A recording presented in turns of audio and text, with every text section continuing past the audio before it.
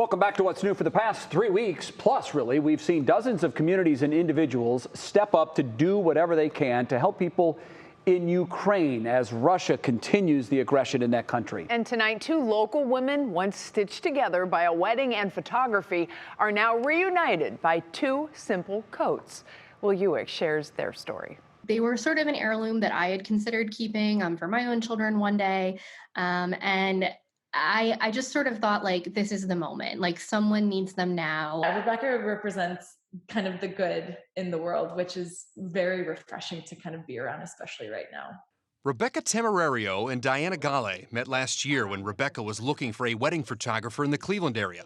But little did they both know they'd be working together again on a different project. As a kid that's getting the coat, they don't know what's going on with the world. They just know that they're sad and they're rushed and that they have to flee from comfortability. Diana is Ukrainian and has been teaming up with local churches to help send donations to the country.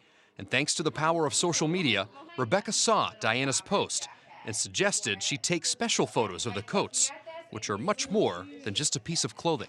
I was personally bullied a lot as a child, and these coats really gave me a sense of pride.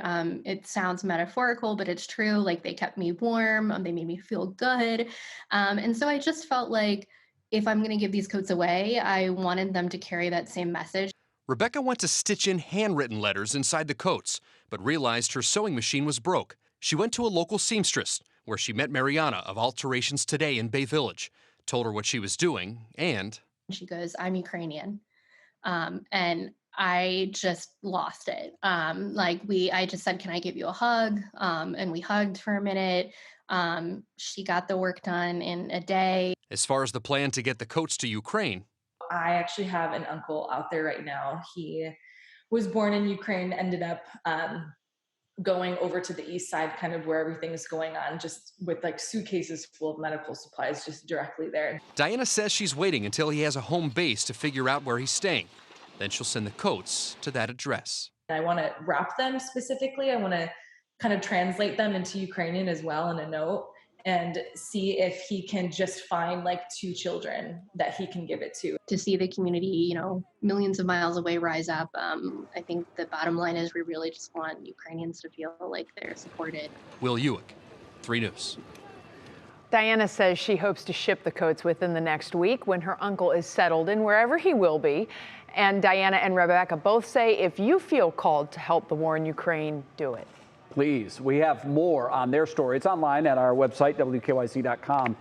We plan to keep in contact in hopes of getting video of the moment Diana's uncle delivers the coats to two children in Ukraine. That will be special. And what an incredible connection with Mariana, who's the gal in Alterations Today in Bay Village, the Ukrainian seamstress there.